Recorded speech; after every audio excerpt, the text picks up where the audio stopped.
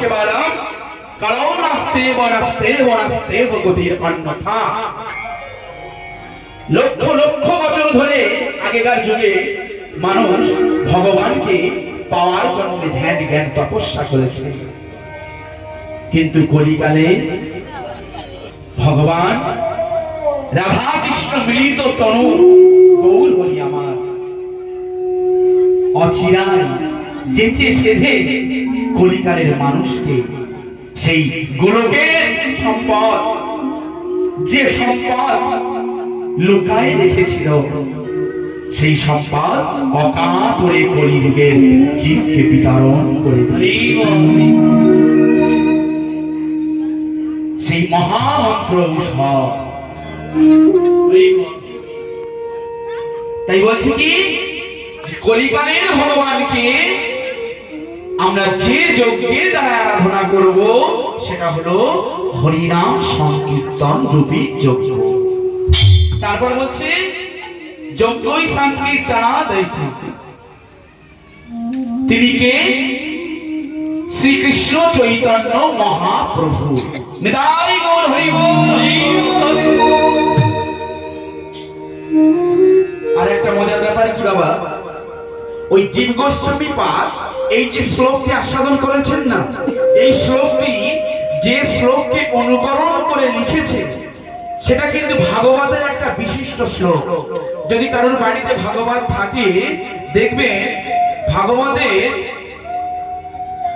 দ্বাদশ স্কন্ধে পঞ্চম অধ্যায়ে যত সম্ভব 891 পৃষ্ঠা বলে দিচ্ছি, দেখে নেবেন।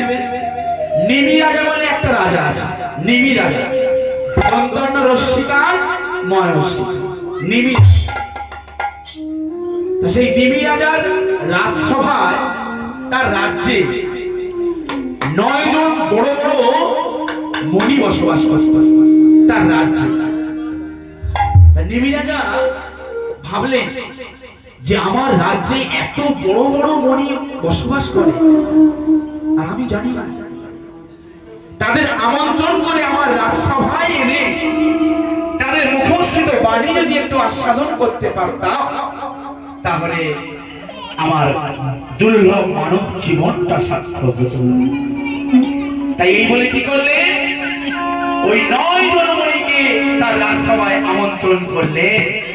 আর ওই 9 জন মণি ওই নিমি রাজাকে যে সংবাদ দিয়েছিল, ভাগবতে লেখা আছে নব যোগীন্দ্র সংবাদ নামে।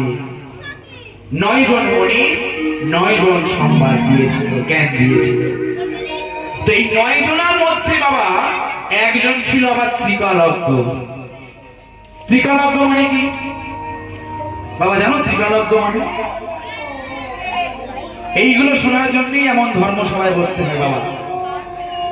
ত্রিকালজ্ঞ কথার অর্থ হচ্ছে যিনি ভূত ভবিষ্যৎ বর্তমান তিনটি বলতে পারবেন, তিনি হচ্ছেন ত্রিকালজ্ঞ।